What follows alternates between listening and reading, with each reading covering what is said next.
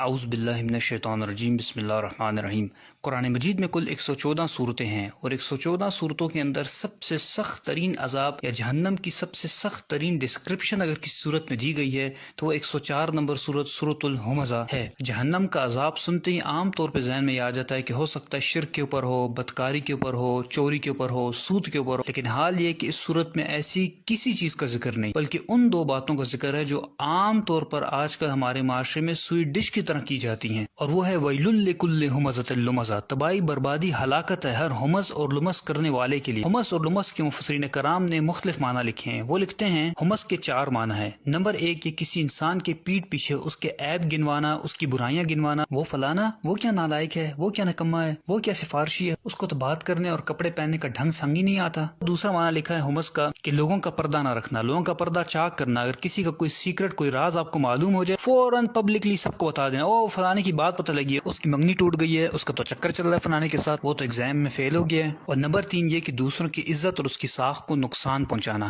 اگر کسی محفل میں کسی کی تعریف ہو رہی ہو تو فوراً سے اس شخص کی کوئی ایسی برائی بیان کر دینا جس سے اس کا امپریشن اس محفل کے اندر خراب ہو جائے۔ یعنی اگر لوگوں کے دلوں میں اس انسان کے لیے محبت ہو، عزت ہو، تو صرف حسد کی بنیاد پر کہ لوگ میری تعریف کیوں نہیں کرے، میرے بچوں کی تعریف کیوں نہیں کرے، اس انسان کی مخالفت شروع کر دینا اور جھوٹی سچی لگا کر لوگوں کے دل اس سے برے کر دینا۔ علامہ آلوسی رحمۃ اللہ لکھتے ہیں کہ جس وقت یہ 3 کام ہوں گے تو اس کا رزلٹ وہ چوتھا کام نکلے گا، اور وہ چوتھا کام کیا ہے؟ الکسر، یعنی توڑنا۔ ان تینوں کاموں کا نتیجہ یہ نکلے گا کہ پھر بعض اوقات رشتہ داری ٹوٹ جائے گی۔ جب آپ ایک انسان کی ہر وقت عیب بیان کریں گے، اس کی کسی برائی پہ پردہ نہیں رکھیں گے، لوگوں کے سامنے ہر وقت اس کا امپریشن خراب کریں گے، تو اس کا خود بخود رزلٹ یہ نکلے گا کہ وہ انسان آپ سے اٹھنا بیٹھنا چھوڑ دے گا اور اس کا سارا گناہ آپ کے اوپر آئے گا۔ چنانچہ رسول اللہ صلی اللہ علیہ وسلم نے ایسے لوگوں کے بارے میں ارشاد فرمایا، مسلم احمد کے اندر حدیث شریف ہے، شرار و عباد اللہ کی مخلوق میں سب سے بدترین انسان کون ہے؟ المشاؤون بالنمیمہ، جو لوگوں کی پیٹھ پیچھے ان کی برائیاں بیان کرتے ہیں، ان کی چغلیاں کرتے ہیں، والمفرقون بین الاحبہ، اور آپس میں محبت کرنے والوں کے درمیان نفرتیں پیدا کرتے ہیں، ان کے دلوں کو برے کرتے ہیں ایک دوسرے سے برائیاں کر کر، والباغون البراء اللعنت، اور بے گناہ اور معصوم لوگوں کو بدنام کرنے کی کوشش کرتے جن کا کوئی قصور نہیں ہوتا، فضول میں ان کی طرف اس قسم کی نسبتیں کرتے ہیں جو کام انہوں نے نہیں کیے ہوتے۔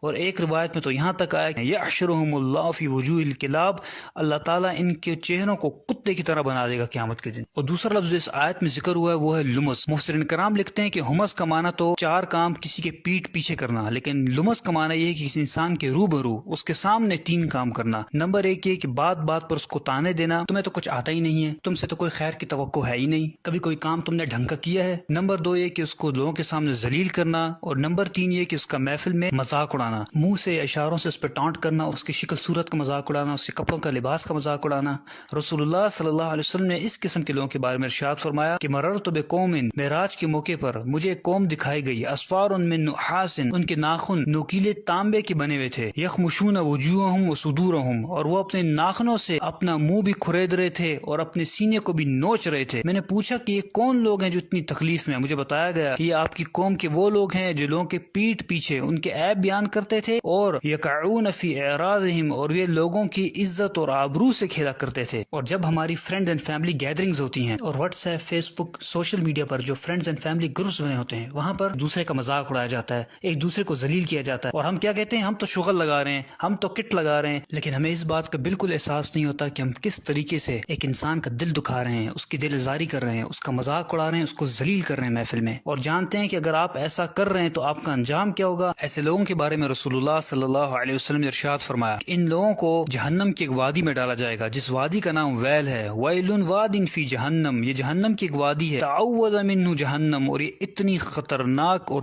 گرم ترین وادی ہے کہ خود جہنم اس سے پناہ مانگتی ہے، کل یوم 70 مرہ، 70 دفعہ جہنم خود پناہ مانگتی ہے اس وادی سے کہ یا اللہ مجھے اس سے پناہ میں رکھ۔ ایسے لوگوں کو اس وادی میں اللہ تعالیٰ ڈالے گا۔ اور امام راضی رحمۃ اللہ لکھتے ہیں کہ یہاں جو ذکر ہوا ہے ویل کا، یہ ویل بیسکلی کیا ہے؟ یہ بدوائیہ کلمات ہیں، اور یہ کس کی طرف سے ہیں؟ جب آپ کسی انسان کی عزت ساخت کو نقصان پہنچاتے ہیں، اس کا مذاق اڑاتے ہیں، تو جو اس کی دل آزاری ہوتی ہے اور وہ جو دل سے بدوا نکلتی ہے، یہاں اس کا ذکر ہے۔ دوسرا معنی وہ لکھتے ہیں کہ یہاں ویل سے مراد ہے کہ اللہ تعالیٰ آپ کو بدوا دے رہے ہیں، آپ یہ کام کر رہے ہیں، ویل لکل ہمزۃ لمزہ، آپ سوچ لیں کہ اللہ تعالیٰ فرما رہا ہے کہ تو تباہ برباد ہو جائے، تو اس قسم کے کام کرتا ہے، تو ایسے انسان کو کیا دنیا ملنے والا ہے اور کیا آخرت میں ملنے والا ہے۔ اور اب یہاں اس نفسیات کو بھی سمجھ لیجئے کہ یہ کام کر اڑتے کون لوگ ہیں؟ تو اس آیت میں آگے اللہ تعالیٰ نے فرما دیا الذی جمع مالا وعددہ یحسب ان مالہ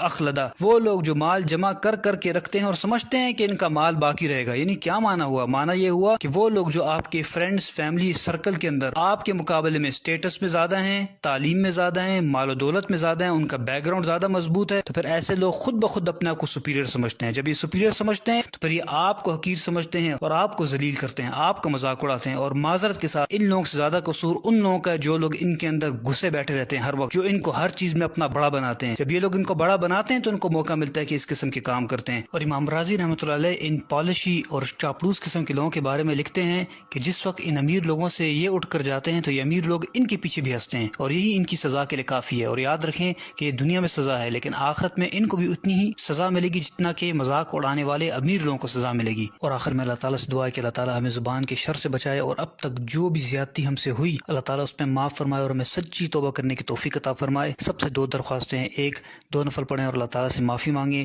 دوسرا ان حدیث کو زیادہ سے زیادہ آگے پہنچائیں تاکہ آپ کا بھی صدقہ جاریہ بنے، ہمارا بھی۔ جزاک اللہ خیر۔